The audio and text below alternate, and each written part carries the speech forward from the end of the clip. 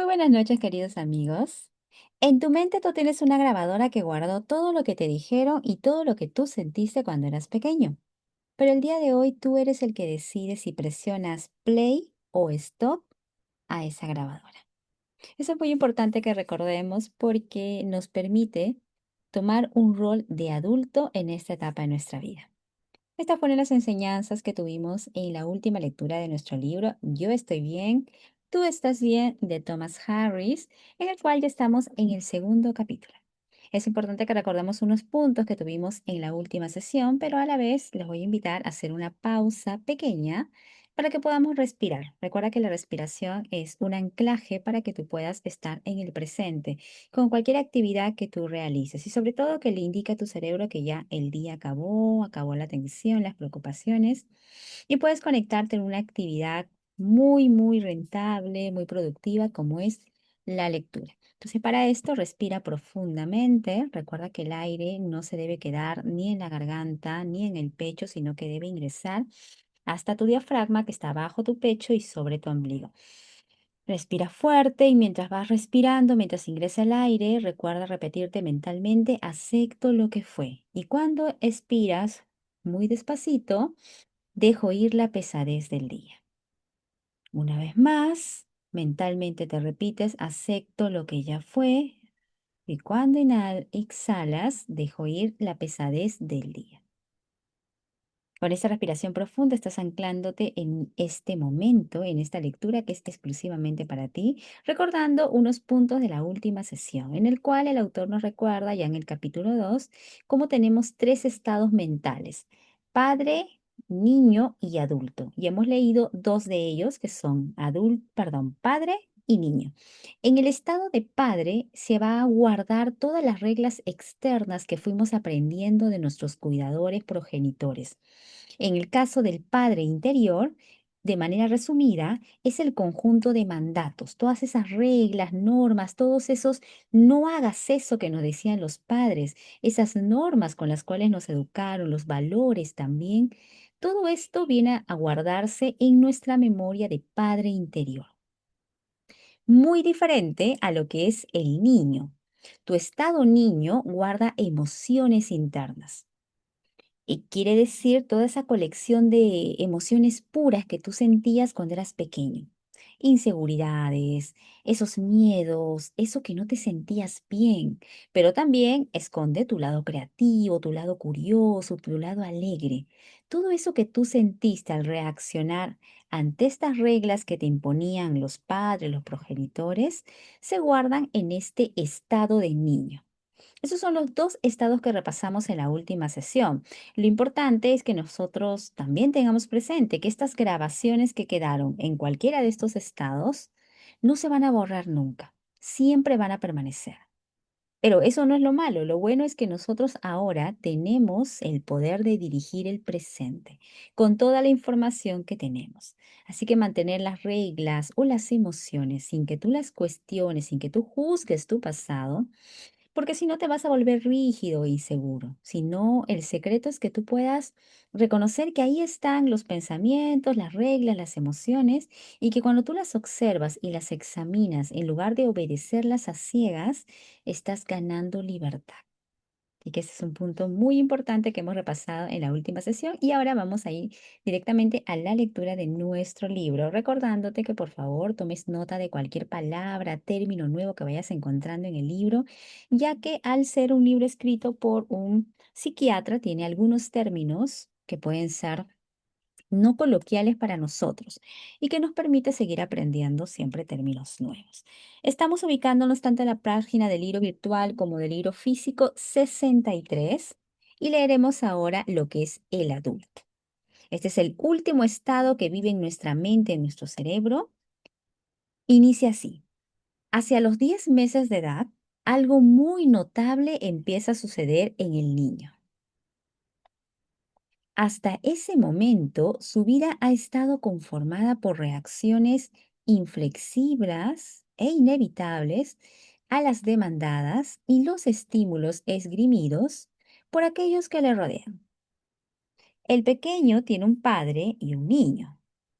Hasta entonces no ha desarrollado la capacidad de elegir sus respuestas o de manejar aquello que le rodea. No podía dirigirse a sí mismo ni salir al encuentro de la vida. Debía limitarse tan solo a tomar lo que se le daba.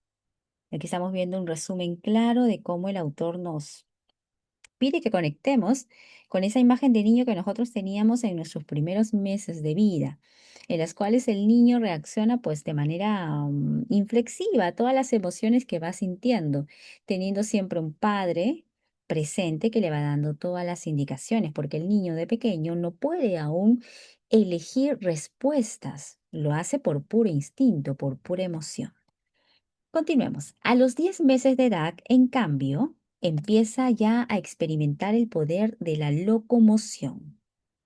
Quiere decir que el niño puede manejar objetos, comienza a trasladarse de un lugar a otro, liberándose de la prisión de estar inmóvil. Es verdad que antes, hacia los 8 meses, el niño puede llorar con fuerza y pedir ayuda para salir de una situación apurada, pero es incapaz de salir de ella por sí mismo. A los 10 meses se concentra en la inspección y en la exploración de los juguetes.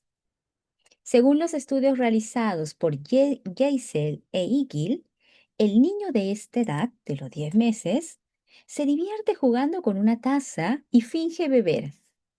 Se lleva objetos a la boca y los muerde. Disfruta de su tosca actividad motora, sentándose y jugando cuando se le ha situado en una posición adecuada, inclinándose hacia adelante e incorporándose de nuevo. El niño coge un juguete, da patadas, pasa de estar sentado a andar a gatas, se levanta y puede agacharse. Comienza a desplazarse. Goza con ciertas actividades sociales como jugar al escondite, se lleva todo a la boca, se mece o anda ayudándose con ambas manos apoyadas en el suelo. Las niñas muestran los primeros síntomas de timidez, ladeando la cabeza cuando sonríen. El niño de 10 meses ha descubierto que puede hacer algo que surge de su propia conciencia y de su pensamiento original. Esta autorrealización es el principio del adulto. Los datos del adulto se almacenan como resultado de la capacidad del niño para descubrir por sí mismo la diferencia entre el concepto enseñado de la vida, propio del padre que hay en él, y el concepto sentido de la vida, que es propio del niño. El adulto elabora un concepto pensado de la vida basado en el almacenamiento y la ordenación de datos. Miren cómo aquí el autor nos detalla que a pesar de que sean los primeros meses de vida, el niño ya está creando en ese momento su mentalidad de padre. ¿Qué quiere decir? Va acumulando ya todas las normas, instrucciones, reglas, valores que le va dando el papá, a pesar de que son sus primeros meses de vida. Y a la vez también sigue desarrollando su mentalidad de niño. Recordemos, la mentalidad de niño son todas esas emociones que el niño va aprendiendo con el juego, con la compañía de los papás, etcétera. Continuemos. La motricidad que da nacimiento al adulto pasa a convertirse en un elemento tranquilizador en la vida posterior. Cuando una persona se siente turbada y sale a dar una vuelta para despejarse. Pasear arriba y abajo se considera a sí mismo como una manera de aliviar la ansiedad. Existe una grabación en la mente que nos dice que el movimiento es algo bueno, algo que posee una cualidad tranquilizadora y que nos ayuda a ver con más claridad los problemas. Durante esos primeros años, el adulto es vulnerable y anda a tientas. Fácilmente se ve apaleado por las órdenes del padre o por los miedos del niño. La madre dice, hablando de una copa de cristal, no, no toques eso. El niño puede retirar la mano y ponerse a llorar, pero a la primera oportunidad la va a tocar de todos modos, a ver de qué se trata. En la mayoría de las personas, el adulto, a pesar de todos los obstáculos que se interponen en su camino, sobrevive y continúa funcionando con progresiva eficacia a medida que avanza el proceso de maduración. Acá tenemos un gráfico precisamente con lo que el autor nos explica. Aquí está, adulto a partir de los 10 meses. Padre desde el nacimiento hasta los 5 años. Recuerden que hasta los 5 años, incluso hasta los 6, diría yo, que lo hemos visto ya en estudios de otros libros, graba automáticamente todos los acontecimientos externos, todos los conceptos que le va enseñando, que se le va enseñando al niño de la vida. Aparte de ello, este adulto de 10 meses o este niño de 10 meses tiene su otro concepto, el de niño, que también es desde el nacimiento hasta los 5 años y que consiste en todas las grabaciones de los acontecimientos internos, todo lo que al niño le da sentido a la vida, las emociones. Y aquí ya tenemos lo del adulto, la mentalidad de adulto que también ya se va a ir formando, que son grabaciones de datos adquiridos y ordenados por exploración y comprobación. Concepto pensado de la vida. Esta es la aparición gradual del adulto a partir de los 10 meses. A pesar de que el concepto de adulto, que es precisamente el capítulo que hoy día estamos leyendo, implica esa parte inteligente y racional que tenemos nosotros, aquí el autor nos explica que ya desde los 10 meses se va formando esa mentalidad de adulto. Pareciera lo contrario, que después de nuestra niñez o adolescencia recién comenzara nuestra mentalidad de adulto, pero ya inicia desde los primeros 10 meses. ¿Y cómo? A partir de que el niño ya empieza a grabar todo lo que va viendo, todas las experiencias, todas las instrucciones, para que con esa información que el niño ha grabado desde los 10 meses, vaya luego formando un criterio en los meses o años siguientes. Continuemos con la lectura. El adulto se ocupa principalmente de transformar los estímulos en elementos de información y de ordenar y almacenar esta información basándose en la experiencia adquirida.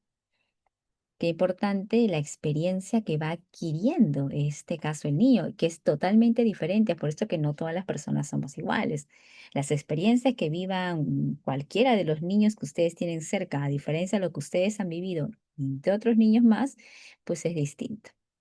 Buenas noches, chicas. Gracias por estar unidas a la lectura y estar atentas a este capítulo que corresponde al adulto. Continuemos. Difiere en esto del padre, que dictamina de forma imitativa y que quiere imponer conjuntos de normas prestadas, y del niño, que tiende a reaccionar más abruptamente sobre la base del pensamiento prelógico y de percepciones escasamente diferenciadas o distorsionadas. A través del adulto, el niño puede empezar a distinguir la diferencia entre la vida tal como le fue mostrada y enseñada, que ese es el concepto de padre, y la vida tal como él la sentía, como él la deseaba o la imaginaba, que ese es el concepto de niño. Y la vida tal como él la ve por sí mismo, que esto ya es la formación de la mentalidad del concepto de adulto. El adulto es una calculadora de datos que elabora decisiones una vez que ordena la información recibida de las tres fuentes, de padre, el niño y los actos que el adulto ha reunido y está reuniendo.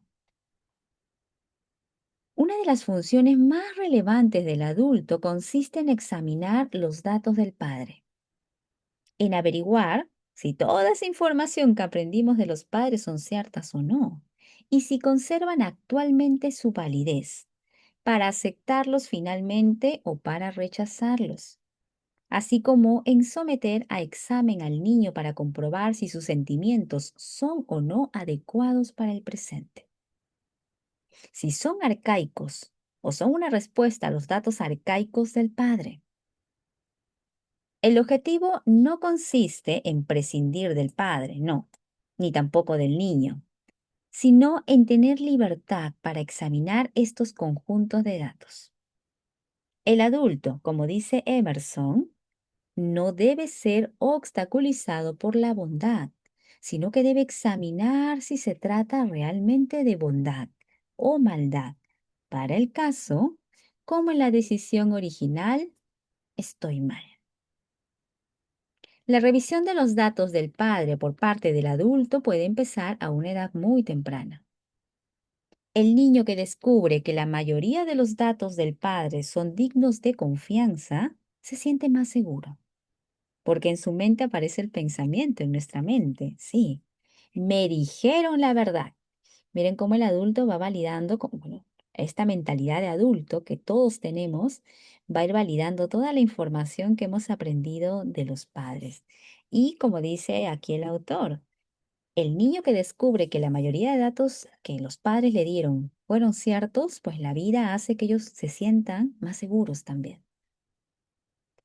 Acá hay otro gráfico que nos muestra el autor de cómo el adulto reúne los datos de las fuentes. Recordemos, y aquí hago una pausa nuevamente para hacer el recordatorio de que cuando el autor menciona el adulto y con mayúscula adulto, la primera letra, no está hablando de la edad adulta, está hablando del pensamiento que está en nuestra mente de todo ser humano, que es denominado como el adulto, así como está el pensamiento, mentalidad de padre y de niño. En este gráfico, aquí está como punto uno, padres arcaicos. Punto 2, banco de datos puesto al día. Y el punto 3, los niños arcaicos. La fusión de los tres llega a un punto que es ordenador, que son las decisiones, cálculo de probabilidades. Quiere decir que conforme vamos creciendo, nuestra mentalidad de adulto va evaluando si esta información que traemos desde bebés, de los 10 meses, de los padres y los sentimientos, emociones que también hemos tenido son válidas, son ciertas en esta época, realmente sirven como dato real para la vida adulta, para el desarrollo de la persona. Continuemos. ¿Realmente es cierto que los coches en la calle son peligrosos? Esto concluye el pequeño que ha visto como un coche atropella a un perrito en la calle. Realmente es verdad que todo es mejor cuando yo comparto mis juguetes con Bobby. Piensa el niño a quien Bobby le acaba de regalar algo que le gusta mucho. Realmente se está mejor con la ropa interior seca. Concluye la niña que ha aprendido a ir al cuarto de baño ella solita. Si las directrices de los padres se apoyan en la realidad, el niño, a través de su propio adulto, llegará a experimentar un sentido de integridad, de totalidad. ¿Por qué? Porque lo ha sometido a prueba. Y lo sometido a prueba resiste la prueba. Los datos de su experimentación que resisten este examen comienzan a crear unas constantes en las que puede confiar. Sus hallazgos le confirman las enseñanzas que recibió anteriormente. Conviene aclarar que la verificación de los datos por parte del padre no borra las grabaciones malas del niño. Repito, conviene aclarar que la verificación de los datos por parte del padre no borra las grabaciones malas del niño producidas por la imposición original de aquellos datos. La madre cree que la única manera de mantener apartado de la calle a Johnny, su hijito de 3 años, es darle un cachete. Johnny no comprende el peligro. Su respuesta está hecha de miedo, de ira, de frustración, y no es capaz de advertir que su madre lo quiere y que está protegiendo su vida. El miedo, la ira y la frustración es lo que permanecen grabados. Estos sentimientos no se borran. Cuando más tarde él llega a entender que su madre tenía razón al obrar de la manera que lo hacía, pero el entendimiento de cómo la situación original de la infancia produjo tantas grabaciones malas de este tipo puede liberarnos de su reproducción continua en el presente. No podemos borrar las grabaciones, pero sí podemos decidir no reproducirlas. Del mismo modo que el adulto pone al día los datos del padre para determinar cuáles de ellos son válidos y cuáles no, También pone al día los datos del niño para determinar qué sentimientos pueden expresarse sin peligro. En nuestra sociedad se considera apropiado que una mujer llore en una boda, pero no que le grite después a su marido durante el banquete. Y sin embargo, tanto el llanto como los chillidos son emociones propias del niño. El adulto mantiene la expresión emocional dentro de los límites adecuados. La función de este, que actualiza los datos del padre y del niño, aparece descrita gráficamente en la figura 6. El adulto, dentro del adulto que aparece en la figura, se refiere a los datos de la realidad que ya han sido actualizados. Antes la evidencia me decía que los viajes espaciales eran solo fantasías. Ahora sé que son reales. Otra de las funciones del adulto es el cálculo de probabilidades. Esta función se desarrolla muy lentamente en el niño y al aparecer, para la mayoría de nosotros, constituyen una ardua tarea durante toda la vida. El niño se ve enfrentado constantemente a las alternativas desagradables. O te comes la espinaca o te quedas sin helado. Alternativas desagradables que ofrecen escasos incentivos para el examen de probabilidades. Las probabilidades no son examinadas. Las probabilidades no examinadas pueden constituir la base de muchos de nuestros fracasos conciliatorios y las señales de peligro inesperado puede ser causa de más deterioro o dilaciones del adulto que las señales esperadas. Cabe establecer aquí una comparación con los indicadores automáticos de las cotizaciones de la bolsa, que en los días de gran actividad pueden llevar retrasos de horas. En ocasiones nos referimos a esta demora con la expresión retraso de la calculadora, para la cual la vieja práctica de contar hasta 10 es un buen remedio. Aquí está la figura 6, que es la función del adulto que pone al día los datos por medio de pruebas. Aquí están los datos del padre puestos al día, que han sido validados ya por nuestra mentalidad adulta, datos del adulto puestos al día y datos del niño puestos al día. Banco de datos, ordenador, padres, niños, y esta es la realidad. Como nuestra mente va actualizando, va revisando todos aquellos datos con los cuales nosotros hemos crecido. Datos duros de los padres, datos emocionales de la mentalidad del niño.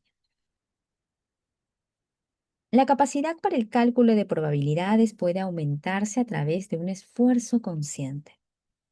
Al igual que sucede con los músculos del cuerpo, el adulto crece y aumenta su eficiencia con el adiestramiento y el uso. Si el adulto permanece alerta a la posibilidad de perturbaciones a través del cálculo de probabilidades de perturbaciones, a través del cálculo de probabilidades también puede imaginar soluciones que resuelvan la perturbación en caso de que ésta realmente llegue a producirse. Sin embargo, en situaciones de gran tensión, el adulto puede resultar menoscabado hasta el extremo de que las emociones le dominen de manera inapropiada. Los límites entre el padre, el adulto y el niño son frágiles, a veces borrosos y también vulnerables ante las señales que tienden a crear de nuevo las situaciones que ya experimentamos en los días de nuestra infancia desvalida y dependiente. A veces el adulto se ve inundado por señales del tipo malas noticias, tan abrumadoras que queda reducido a la condición de mero testigo presencial de la conciliación. Una persona que se ha encontrado en esta situación podría decir: sabía que lo que hacía estaba mal, pero no podía evitarlo. En la enfermedad que llamamos neurosis traumática podemos observar respuestas irrealistas, irracionales, no adultas. La señal de peligro o de malas noticias afecta al padre y al niño al mismo tiempo que al adulto. El niño responde como lo hizo originalmente, con un sentimiento de estar mal. Esto puede ocasionar todo tipo de fenómenos regresivos. El sujeto puede volver a sentirse como un niño pequeño, desvalido y dependiente. Uno de estos fenómenos más primitivos es el bloqueo mental que se produce con cierta frecuencia en los hospitales psiquiátricos, donde impera la política de puertas cerradas.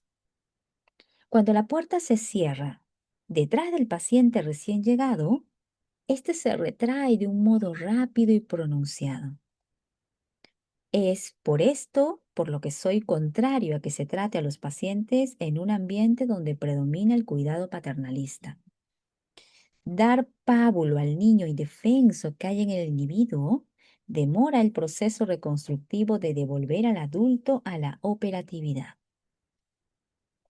El hospital ideal debería ser como un cómodo hotel con una zona de juegos para el niño, alrededor de un edificio clínico consagrado a actividades que promuevan la autonomía del adulto.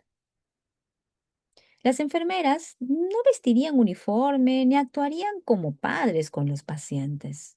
Por el contrario, podrían estar vestidas de calle, dedicarían sus conocimientos a ayudar a cada individuo a descubrir la identidad de su padre, de su adulto y de su niño. En nuestros grupos de tratamiento utilizamos ciertas frases coloquiales como ¿por qué no permanece usted en su adulto? Cuando un miembro advierte que los sentimientos se adueñan de él. Otra de las frases es ¿cuál fue la conciliación original? Esto se pregunta con el propósito de inducir al adulto a analizar la similitud entre la actual señal que provoca la angustia y la conciliación original en la que el niño experimentó la misma angustia. La tarea normal del adulto consiste, pues, en comprobar los viejos datos, confirmarlos o invalidarlos y almacenarlos de nuevo para su futuro empleo. Si esta tarea se desarrolla sin obstáculos y se produce una relativa ausencia de conflictos entre lo señalado y lo real, la calculadora puede consagrarse a una nueva e importante tarea, la creatividad, que tiene su origen en la curiosidad del niño, así como en el adulto. El niño aporta el deseo de y el adulto el cómo hacerlo. Para la creatividad es esencial que la calculadora tenga tiempo.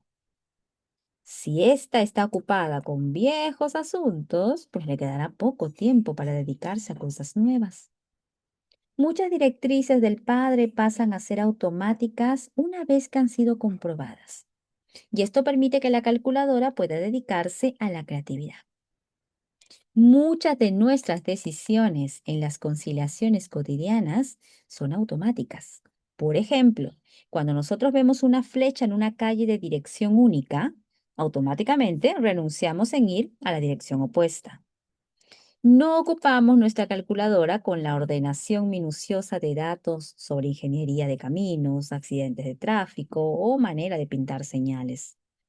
Si tuviéramos que partir de cero en cada decisión o prescindiendo totalmente de los datos aportados por nuestros padres, nuestra calculadora raramente tendría tiempo para el proceso creativo. Hay quienes sostienen que los niños indisciplinados, no coartados por ningún tipo de límite, son más creativos que aquellos cuyos padres les han impuesto ciertos límites. No creo que sea cierto.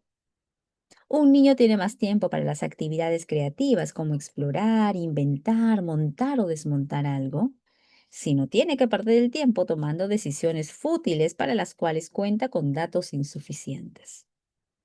Tiene más tiempo para hacer un muñeco de nieve si no se le permite entablar una larga discusión con su madre acerca de si debe ponerse calzado de goma o no.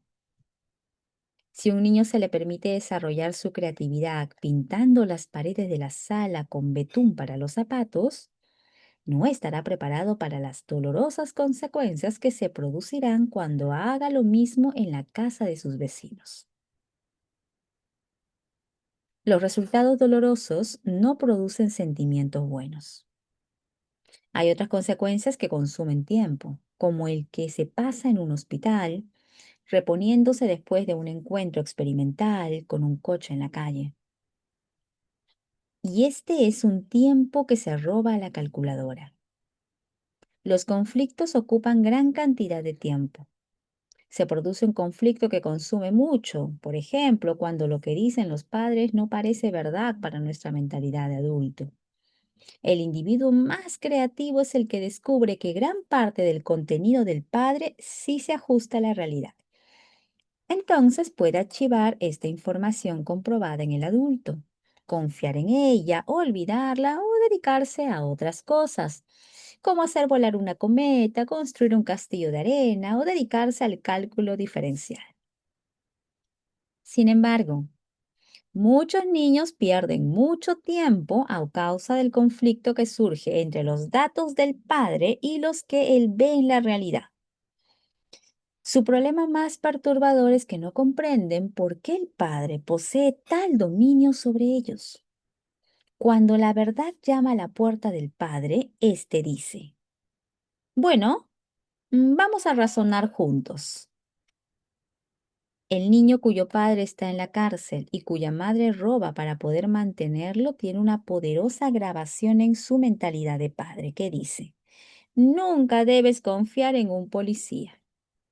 Si por azar conoce a un policía simpático, su adulto ordena todos los datos relativos a ese amable individuo, que organiza un partido de fútbol en la finca adyacente, que invita a toda la pandilla a comer maíz tostado, que se muestra amistoso y que habla en voz baja.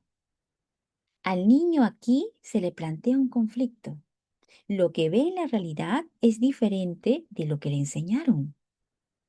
El padre, su mentalidad de padre, le dice una cosa y su mentalidad de adulto dice otra. Durante la etapa en que su seguridad depende de sus padres, por muy pobre que pueda ser esta seguridad, probablemente aceptará el veredicto de sus progenitores, según el cual los policías son malos. De esta forma se transmiten los prejuicios. Para el niño puede resultar más seguro creer en una mentira que dar crédito a sus propios ojos y oídos. El padre amenaza de tal manera al niño, a través de un diálogo interior ininterrumpido, que el adulto abandona y deja de investigar las áreas de conflicto. Por lo tanto, la proposición, los policías son malos, aparece como una verdad. A eso lo llamamos la contaminación del adulto, fenómeno que se examinará en el capítulo 6.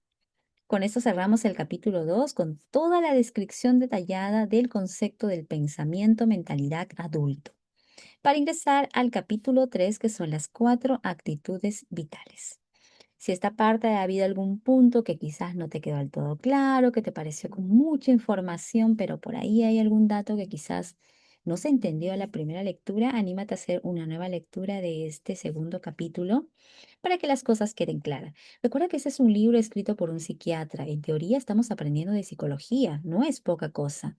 Y no es que también vayamos a entender a la primera estos conceptos. Es un libro que es estudiado por los futuros psiquiatras, psicólogos del mundo. Entonces puede que para nosotros no sea tan coloquial algunas palabras o incluso algunas frases y que incluso tú cuando se lo cuentes a alguien, esa persona diga, "¿Y de qué está hablando? ¿Por qué hablas de eso? ¿Qué cosa es eso?".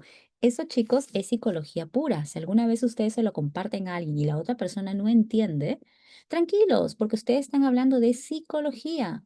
Y es un tema que no es tan fácil de entender para el común de las personas. Así que no nos rindamos. Si hay algún punto que no se entendió, por favor, vuelvan a leerlo, hagan sus notas y lo más importante, empiecen primero aplicándolo en ustedes para que esto se vaya extendiendo en su día a día. Ahora conversaremos con las chicas del club de lectura para poder ver qué puntos nos han llamado la atención y algunos ejercicios para reforzar también lo que hoy día hemos leído. Nos reencontramos mañana para iniciar con el tercer capítulo del libro Yo estoy bien, tú estás bien.